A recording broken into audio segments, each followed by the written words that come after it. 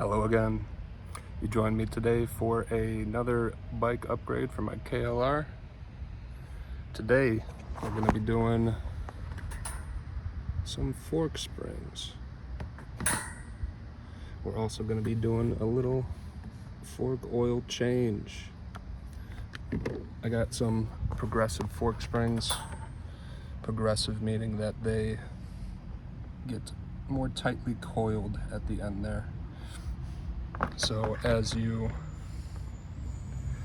brake, as you slow down, as the bike pitches forward, it will pitch more quickly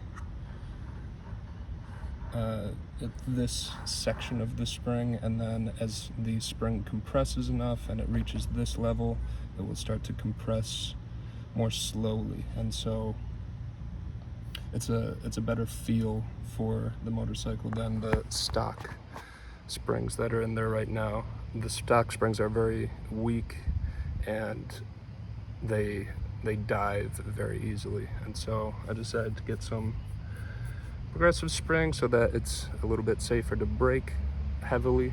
And I got 15W fork oil.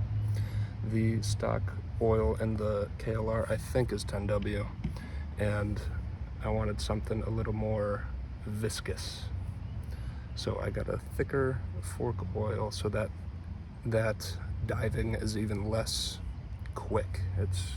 You can really lean into the brakes if you've got a thicker oil, or so I'm told. We'll see. Again, I'm not a mechanic, so don't take my advice on any of this stuff until I go to mechanic school in a few months. Then you might be able to start taking my advice. But let me walk you through my tools here before I really start, because I watched a couple videos about how to do a spring upgrade and how to do a fork oil change. I'll link those in the description for you. Those are my references, but I'll walk you through my tools, which I picked up from those videos. Let's go through them. All right, so here's them all laid out. We've got just a bin for an oil pan, because oil is gonna be draining out of that screw and the screw on the other side. I've also got a motorcycle jack. I've never used this one before, just got it. We'll see how it goes. Hopefully my bike doesn't fall on me. We've got a angle grinder, which if you're getting, all right, so I'll link these in the description too, but I got the progressive suspension springs.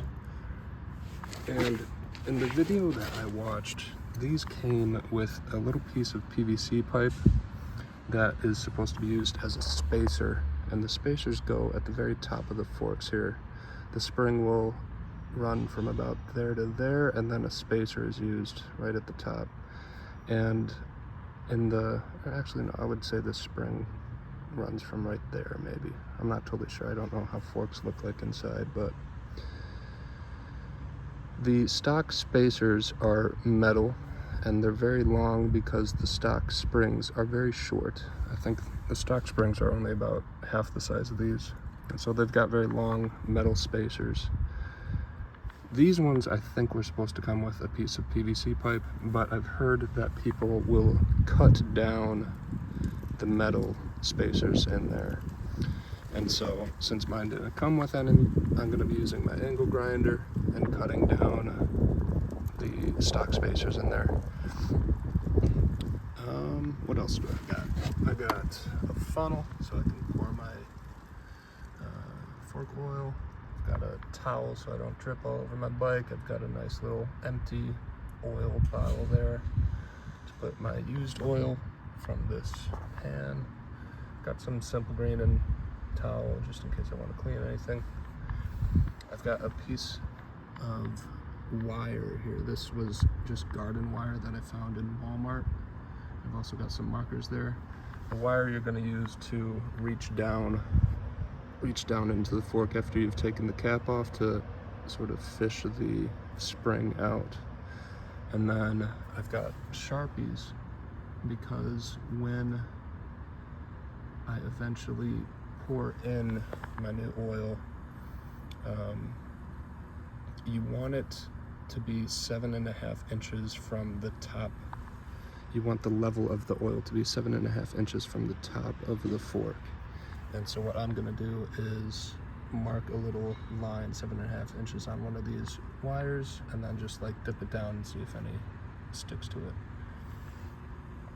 What else? I've got a 20 to 100 pound torque wrench, pound-foot torque wrench, and that is going to be used to torque down the top of the fork. I forget exactly what the torque spec is right now, but I'll see it in one of the videos that I watched. I'm going to be going along with them today. Got a turkey baster in case I overfill the fork oil and need to take some out. I've got a Phillips screwdriver for the drain bolts right there. I've got an extension for my ratchet and what is this? A 19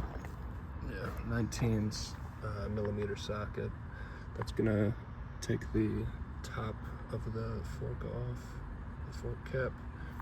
I've got a tape measure just so I can measure that 7.5 inches. A parts pan. I've got some wrenches. I forget exactly which ones I need right now. And I've also got a set of sockets. Some sockets and some, what are those called? Conversions. Alright, so let's, I'm gonna watch those videos again and see where I need to start, and then I'll walk you through the process. Alright, my first steps are gonna be getting this up on the jack stand, and mine is a sort of mechanical one, not hydraulic, so it's just spinning this a bunch. And I'm gonna be taking off this skid plate here. It's got 3 10mm bolts. So one right here, one on the other side, one right in the center there. And then I'm also going to be loosening these top bolts on the forks. It's got a bolt and a nut. Both are 12mm. I'm going to be using a 12mm wrench and a 12mm socket because I don't have 2 wrenches. But I'm going to do that on both sides after I get it jacked up, and then I'll resume. Would you look at that? That little jack did it. It's nice and centered up. Front wheel's off the ground a good bit, and the back wheel's also off the ground a little bit too. Later today I'm going to be changing my sprockets and my chain. I got a slightly smaller rear sprocket and a slightly larger front sprocket so that I can go a little bit faster at lower revs, which should make highway travel a good bit more comfortable. But yeah, so we got that. I've not yet loosened these bolts up here. I'm going to do that next. Just going to loosen them a little bit. I don't want to take the forks out. I just want to be able to loosen these caps here, because right now they're clamped down by these right here. So I'm going to do that next. Okay, so I've got all 4, those 2 and those 2. I've got all 4 of those loosened a little bit. I'm not sure if it's quite enough, but we'll find out when we try to take off these caps right here. Now, these forks are pressurized with air, and so you want to let out any air with that Schrader valve, I think it's called. It's not too much. I think it was like 4 psi or something like that. Well, at least that's what it's spec'd to. I've not checked the psi in these since I bought it, and I didn't even check it when I bought it, but I will be filling them up to 4 psi after I'm done with this job. Okay, so that's all the air out of that. These end caps come off with, again, a 19mm socket. Just got it hooked up to a ratchet through a number of nice extensions. Let's take them off and resume. Got one off, got the other to go. I ended up needing a longer ratchet just because they are torqued down there a good bit. So let's take this guy, take this other one off.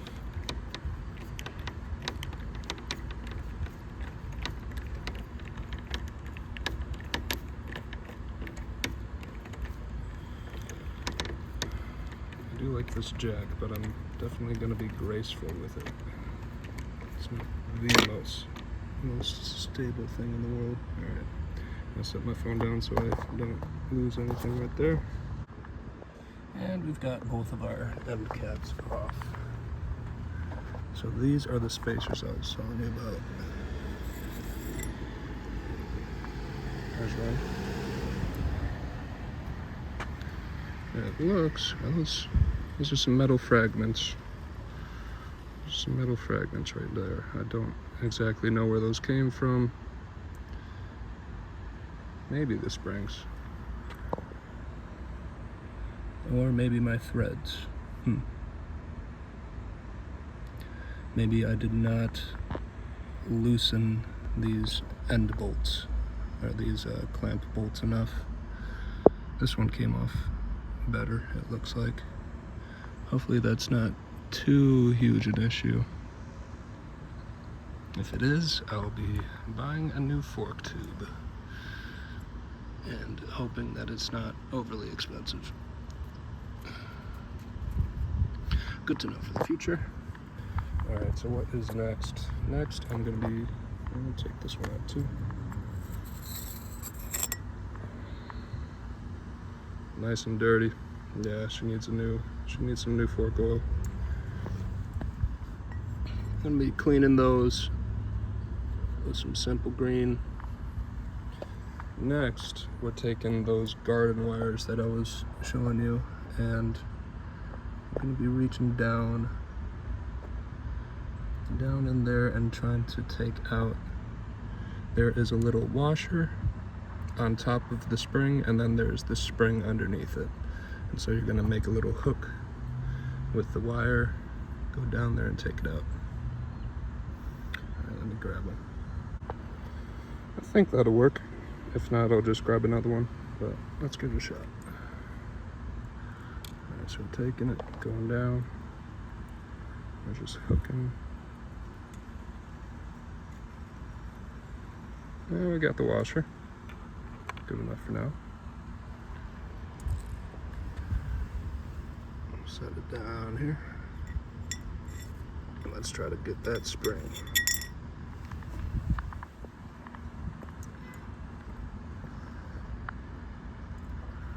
Alright, now make sure not to drop it. It looks like we have another washer in here maybe.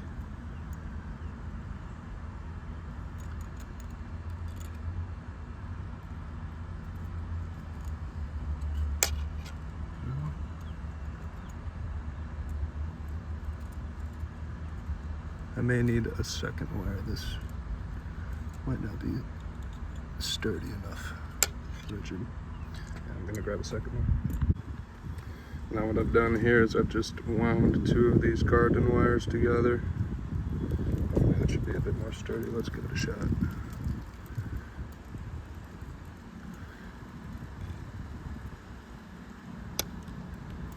Nothing.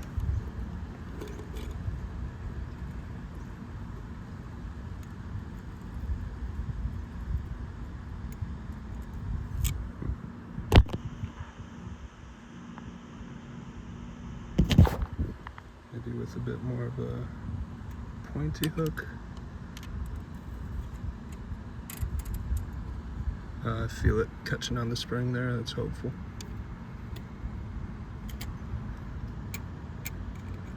But not enough to really grab it. Maybe a third wire, let's see. Actually, yeah, it looks like those were. I'm gonna wind it down to the end there, see if that helps. my solution was simply to wind a third wire in there, so it's a little wire rope.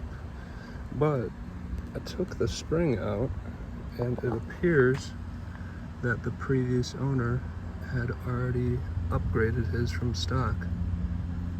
However, this is not a progressive spring. It does not coil tighter at either end. So it was an upgraded spring, but it was still not that great. I'm hoping that my progressive springs over there at least, like I at least feel some improvement in them. Very interesting though. That's the right spring out. Now it's time for the left spring. Now it's time for the right. And also that was not it's not another nut at the end. It was just the one nut for each. But I perceived that as a nut. So let's get the second one out of there and get on with our life. Okay. Oh boy. This spring, and in particular this right fork, I don't even know if there's much oil in that at all. So I hooked this and then dropped it, and when I did that in this fork, there was like a little glug sound, like there was some oil in the bottom there. But this one, when I dropped it, that did not make that noise, so there may not be much oil at all in that fork. And the metal in the oil was just crazy. Like, there was a bit of red on this spring when I took it out, but this was like almost all gray. So that's like all just wear, and I wonder if that's only the spring. You can see some scoring right here. I wonder if that's only like fragments of the spring, or if it's fragments of whatever's in the mechanism there, which would mean I would have to get some new forks no matter what, even if the thread was fine. Okay, well let's start draining the oil, get that changed, and then we can move on to installing our new progressive springs. Let's see how these compare. Yeah, so these are going to be, the new ones are going to be a bit longer, and they've got the progressive end, so it should be noticeable. We'll see. Onward. Just look at that. The rust coming off of this one.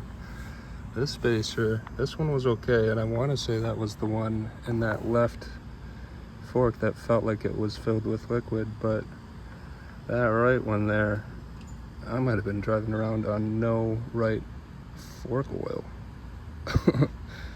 Oh my goodness. I will say that when I've taken my hands off the bars every now and then, it is normal for my front wheel to start shaking pretty hard, but oh my goodness. I don't know if that is very okay. I've got some WD-40. I just spray it on there and keep rubbing it. That's crazy though. Got my WD-40, and I've also decided to don a pair of gloves because it's a very messy job. Let us hope that this at least takes some of this rust off.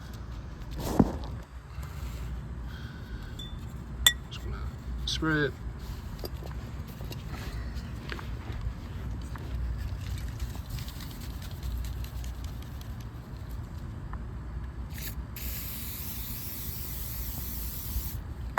Give it a good rubbing. I'll show you the results after. I don't rightly know how much better that is because I can't really remember exactly what it looks like before I started wiping it down, but it's gonna have to work. I think I am gonna I'll be cutting this to size in order to preload it. I don't exactly know how long. I think The instructions on those springs said something like between 1.375 and 1.125 or 2.375 and something. I'm gonna read the instructions, but I'll be able to choose the least rusted part to use, so that'll be some consolation, but yeah, I don't know. We'll deal with it. Alright, so what's next? What's next?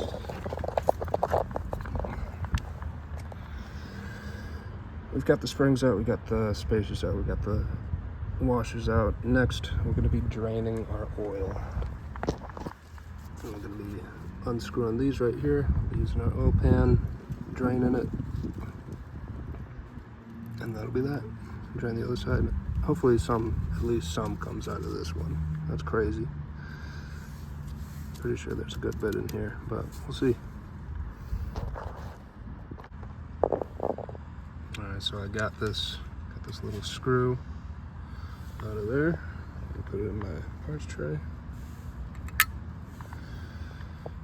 And it's just draining some horribly gray liquid. Horribly gray oil.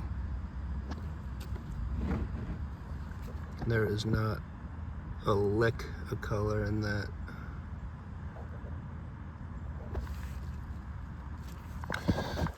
Not an ounce of color. And I don't know how much oil is supposed to be in there. We'll compare it when we try the other side. Yeah, look at that. Damn.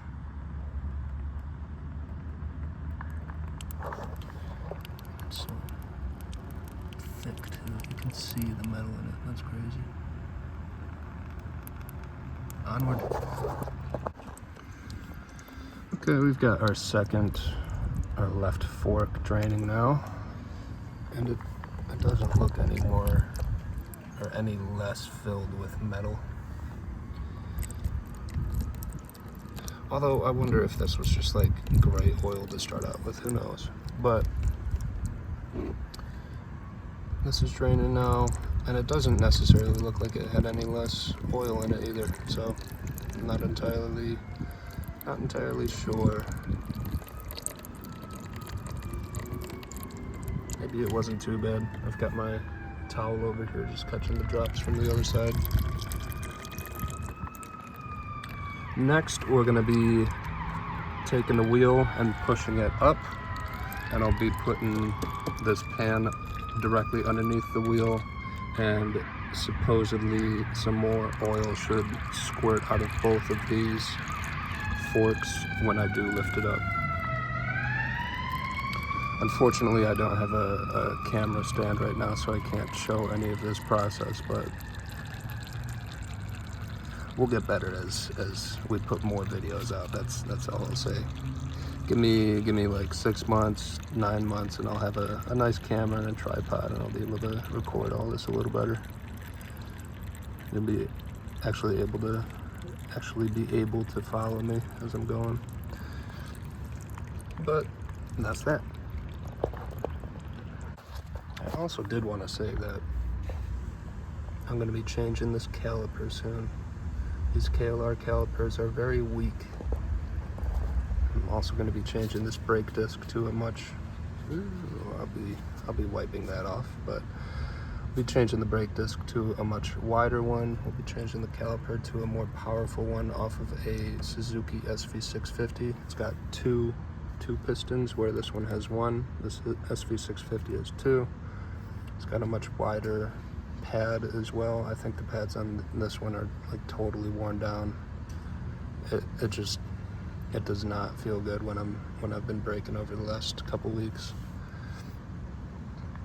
Also, a few days ago I changed the clutch cable on this, and when I did the next ride that I took out, I noticed that I didn't have a headlight, and I also noticed that my instrument cluster bulbs were not working, although the neutral, turn, and high beam indicators were working. So the light bulbs behind my rev counter, my temp gauge, and my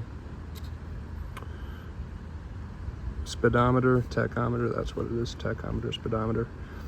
Behind my speedometer, none of these lights were working, so that was very weird. And then also, my brake light wasn't, or my tail light was working. Tail light was not working, brake light was working, so when I pressed the brakes, the light would light up, but it was off other than that. And then my blinkers were still working. So I've got a strange lighting problem that all started after I put this new clutch cable in. So later today, I may be taking off the cowl and taking a look behind the instrument panel as well. I'll walk you through that. Hopefully I figured it out. If not, I'll be switching to all LED bulbs in this bike soon, and I'll be just redoing the whole wiring. But let's get on with these forks. Okay, next on the list, I'll be taking a funnel. Put that in now. Putting it in the top of both forks, and we will be not replacing this screw yet. We're going to be taking just a little bit of our new fork oil and pouring it down each of the forks just to clean out whatever's in there just a little bit more.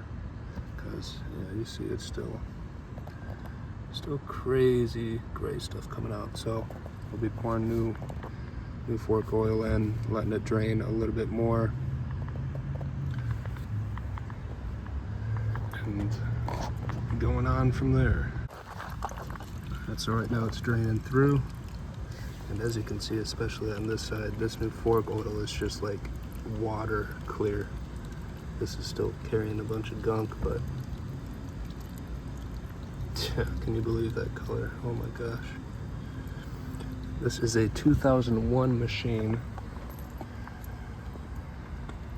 and it's got 13,600 miles. I think it had around 6,500 when I bought it just a year ago, so I've put about half the miles on it that it's got. And it was ridden off-road before I owned it a decent amount.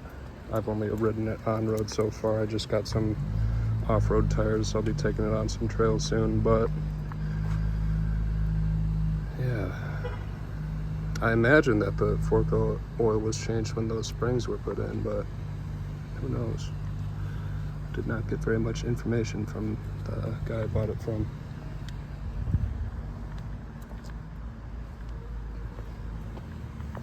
I don't know what's next, so I'm going to return to those videos and see what the next step is.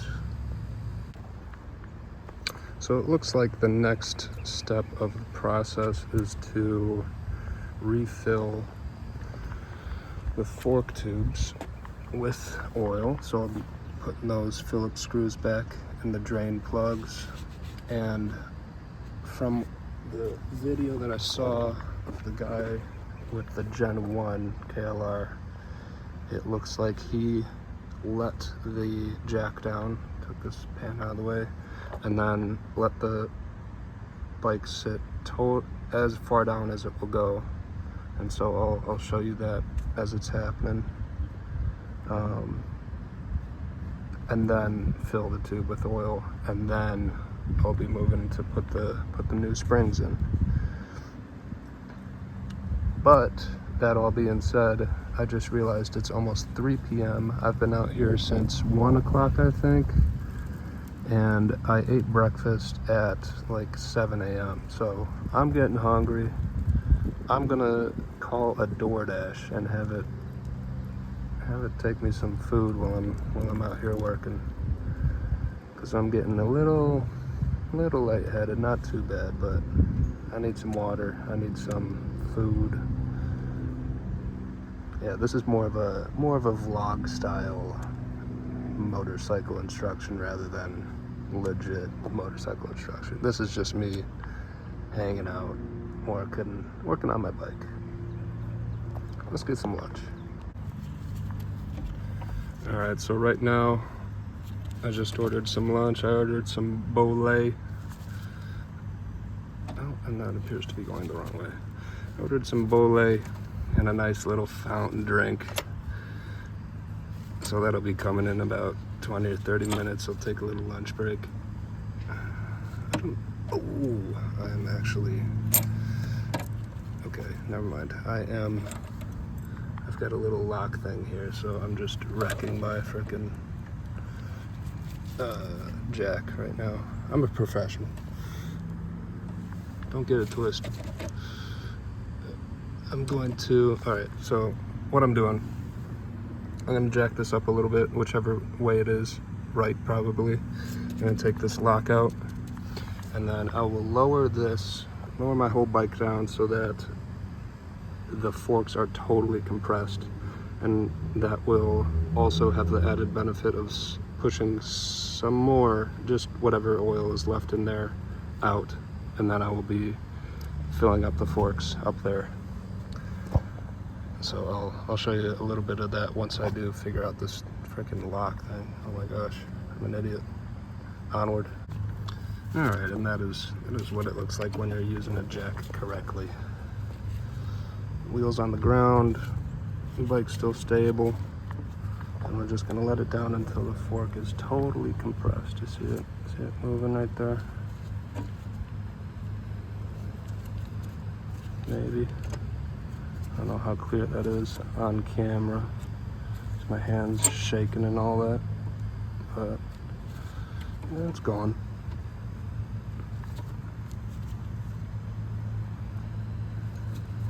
All right, we're gonna compress it. Okay, so our forks are totally compressed now. Bike's on the ground. Our drain plugs are back in. Nice and tight, the forks are cleaned. Next, we're gonna be filling our forks with our oil. And the videos that I've watched have said you wanna shoot for about 355 milliliters. I have no way to measure that right now. So the secondary measurement that you want is you want them to be about 7.5 inches. You want the oil to be about 7.5 inches from the top of the fork. So what I'm gonna do is I'm gonna mark this lock for my jack.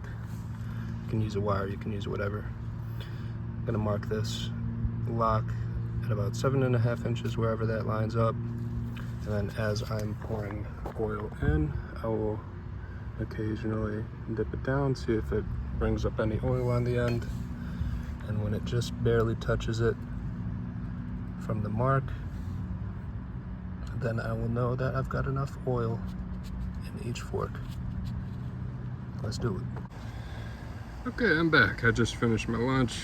My bole is delicious.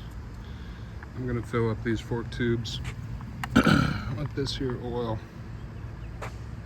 And since I don't have a graduated cylinder that I can use to measure this out, I've marked 7.5 inches on this stick here.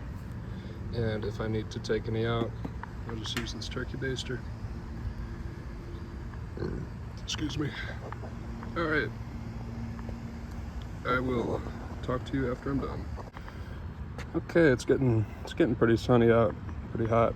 I'm glad I'm almost done, but I actually came up with a pretty decent way of doing this. So instead of using that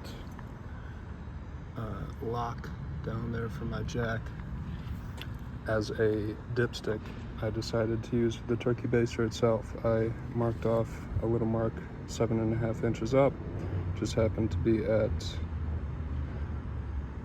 1 ounce.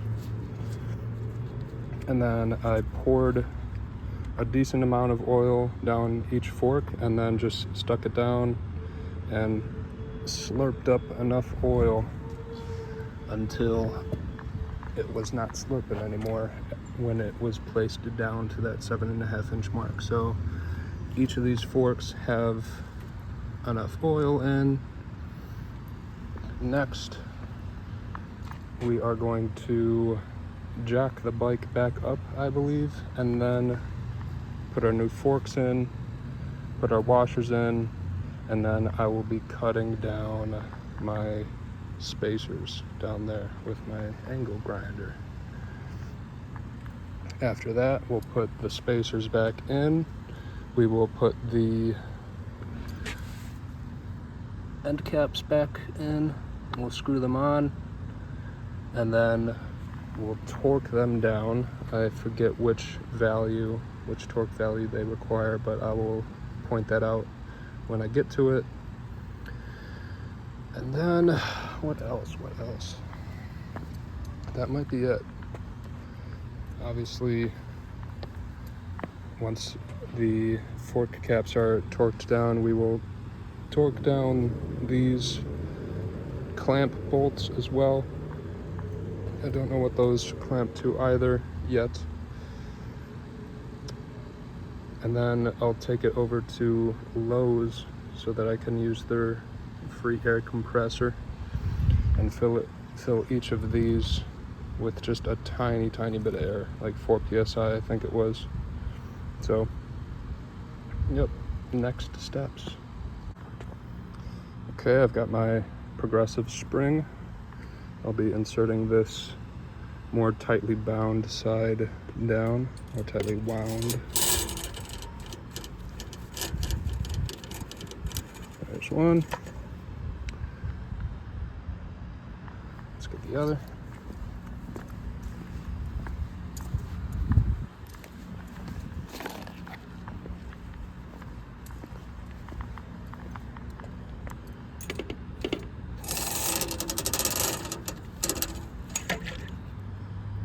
There's two. All right, next we're grabbing our washers here. And these might be a little bit tricky. These are going flat side up.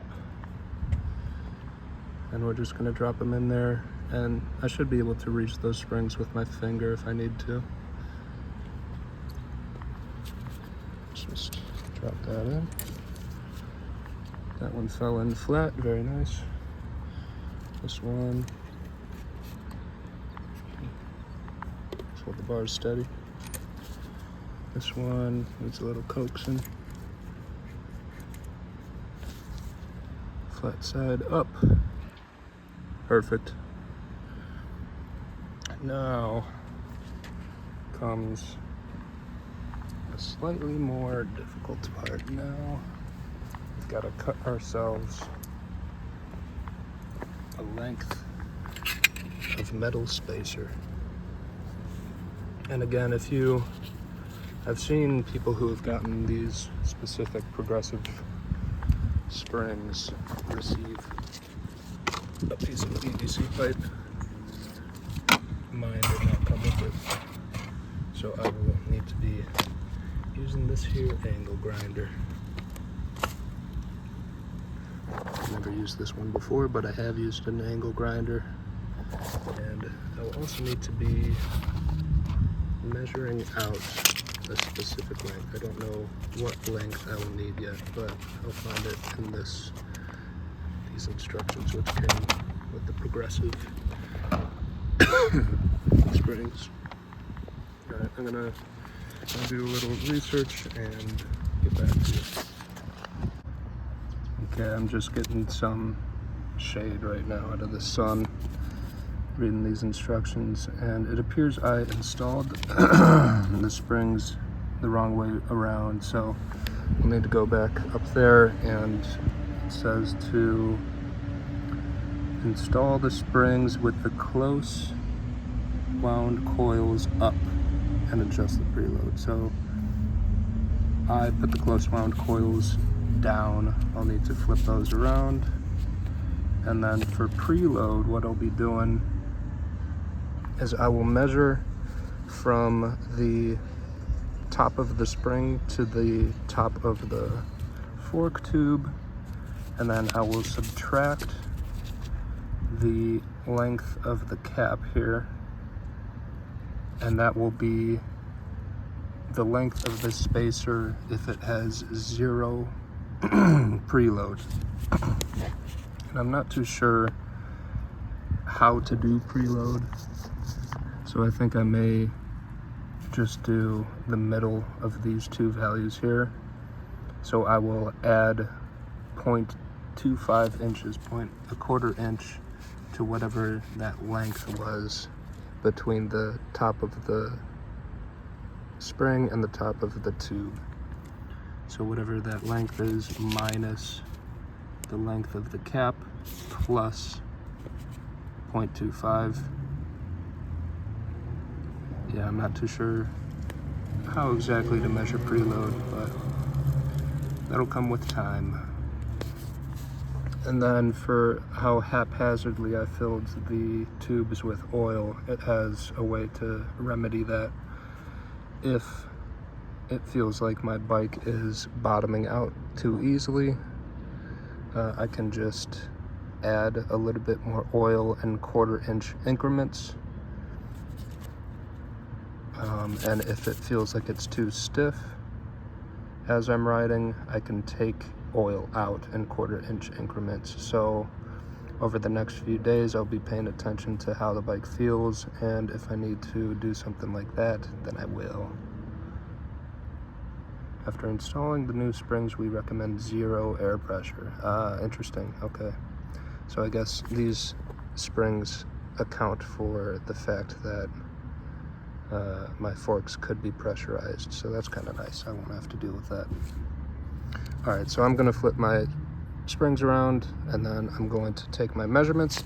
And I just thought of this, but since this spacer is much cleaner than that rusty one over there, and since I'm not going to need too much of a length of a spacer on either side, I think I can cut both spacers from this tube alone. So that's going to be my plan. I will do all that and then I will bring you along the cutting process after I've made my measurements. All right.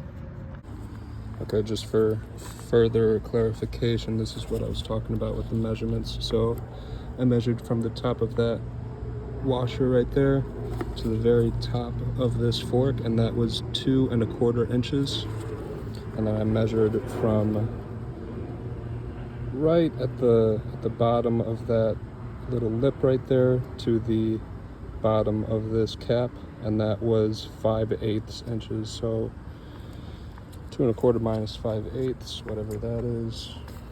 Let's see if I can figure that out real quick. It's gonna be, it's 2/8, 3/8, 4/8, 5/8. So I'm going to cut my tube to 1 5/8 inches. Just make sure that's right.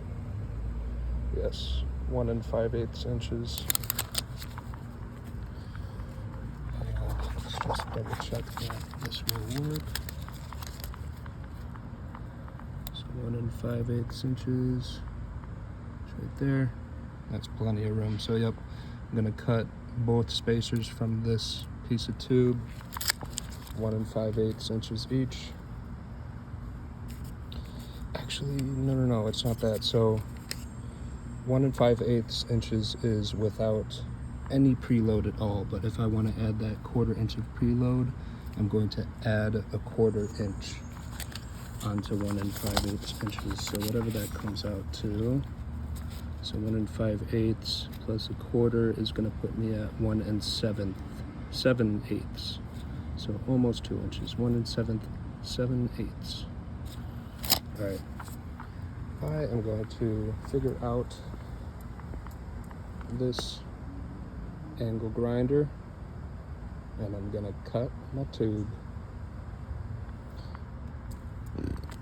and then we'll put those in, put the fork caps back in, torque them down, torque these clamps down, and that will be the end of that. And the job will have only taken 3.5 or 4 hours or whatever it is. Good deal. Okay, we've got our spacers cut, each to 1 7/8. They're definitely not the cleanest cuts in the world. I hope that is not extremely important. Again, I'm not a mechanic. Please do not follow my advice. But it was my first cut. It was my first cut with my new angle grinder, so you gotta start somewhere.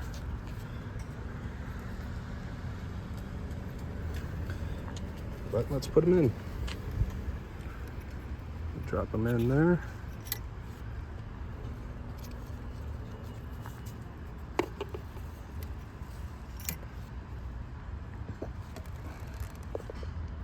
And that's that. So now I'm going to check to see what the torque spec is for these end caps and for these 4 clamp bolts. Then I'll get the end caps in, torque them down, torque the clamps down, and that will be the end of this job. All right, let's do some research. All right, so I just got the torque specs from one of the videos that I was watching, the one about the Gen-1 KLR. These clamp bolts are getting clamped down to 18 foot-pounds, and the end cap, these guys right here, these are getting torqued down to 22 foot-pounds, or maybe 21. I think it's 21. I'll check again. But mine only goes to 20, so I'm just gonna pretty much torque them both down to 20 foot-pounds. And again, should be fine. Okay. I will come back once I've got that done. And that is the end of the job. I ended up putting these end caps in first, torquing them down to 21 foot-pounds, and then I tightened these clamps. The guy in the video that I was watching said to torque them down to 18 foot-pounds. My torque wrench didn't go that low, so I torqued them down to 20. Should be about fine. Okay, you know. But that's the job. I am going to take my leftover oil over to AutoZone, and I'll probably record the ride on my quad lock here, same as I did when I was riding after putting the fork clamp on recently. It's not the best camera angle, but you know, whatever, I don't care. And we'll see how the bike feels. All right, let's go. Whew. That was a long day. That was about 4 hours of work, like continuous work too. And I can't really use the video as an excuse, because I mean, I was only shooting video for however long, you know, 20, 30 minutes. The job's done though, as I showed earlier. Got everything clamped down, torqued down. Oh, and I'm tired, but we're gonna take a nice quick 5-minute ride over to Advanced Auto Parts, drop off our used oil, and I'm gonna test out my new springs. So I'm gonna put you on my quad lock here, and you'll just come along for the ride, even though you won't be able to see too much. Whatever. It'll get better when I get a GoPro.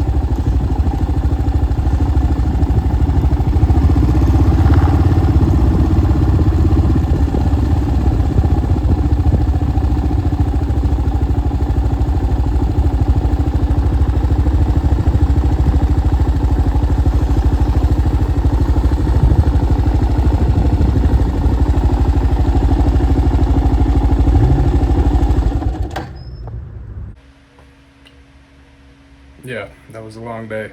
That was a long day. It's about, what time is it now? It's not showing me. Let me check my watch. It is about 10 minutes to 6 o'clock. And all in all, that was about 5 hours, probably an hour's worth of prep time before I started filming. Oh my gosh. Oh my gosh. Yeah, that was a long day. I wonder how long this video is going to be. My guess is 35 minutes. We'll see how close I am. But out on the ride, the springs felt pretty good. I unfortunately am not going to know the difference, but that I'm not going to be able to separate the difference that the springs made versus what the slightly heavier oil, what difference that made as well, because it definitely did feel much stiffer. Like I was slamming on the brakes a good bit, and the bike was not diving very much at all. It was not in a bad way either. It was like you would go on the brakes and the forks would dive just as much as you were applying brakes. So it would go in proportion with how much braking pressure you were applying. So that felt really good. It was nice. So I'm hopeful. I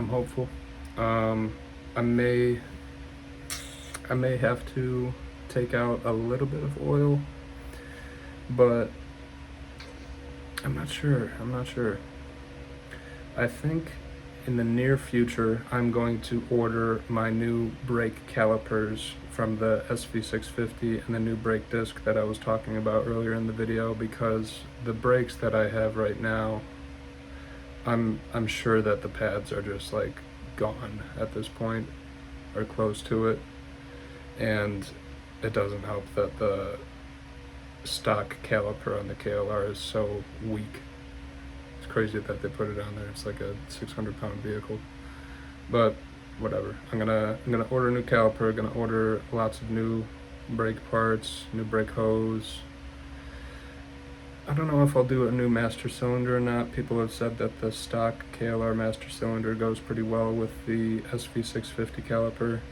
Also on Eagle Mike's website, you can find like most of what you need to do the SV650 conversion. It's a cool website if you've got a KLR. But yeah, so anything else? I didn't get a chance to look at my lights today, unfortunately. Tomorrow I'll be doing the chain and the sprockets, the new sprockets. I think I pointed those out at some point earlier. Be doing that tomorrow, and I'm hoping that that will not take quite as long, and that I will be able to take the cowl off, get a look at the wiring, and see if there's any just like loose connectors or something like that, because I'm sure it's something like that, because it stopped working right after I put that clutch cable in. So, but I didn't even feel like I hit anything with my clutch cable when I was installing it. Whatever, we'll see. Alright, thank you for watching if you watched, and I will see you in the next video, coming out probably tomorrow. And if you're down for it, I'll see you in the next stream, which will be taking place in about an hour or two. I'll be streaming Rims Racing or TT Isle of Man 3. I've been playing a lot of those games lately, and I'll be adding GP Bikes, the motorcycle simulator, into the mix pretty soon here. I've been downloading a lot of track mods for that game, so I've got like 30 different tracks. It's amazing. And I'm ready to play it. It's a serious game, and if you don't want to crash at all, which is how I do my streams, my streaming series is I crash, I donate. So if I crash in the video game, I have to donate money, and I have to take some time off streaming. I take it very seriously. I try not to crash at all. Today will be my 10th day without crashing.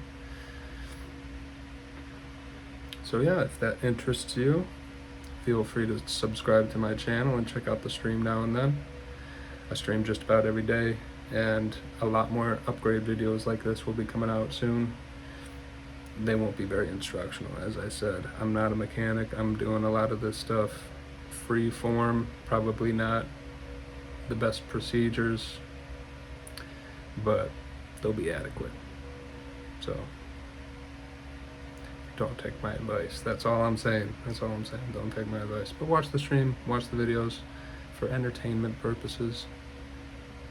And I'll see you in the next one. Bye-bye.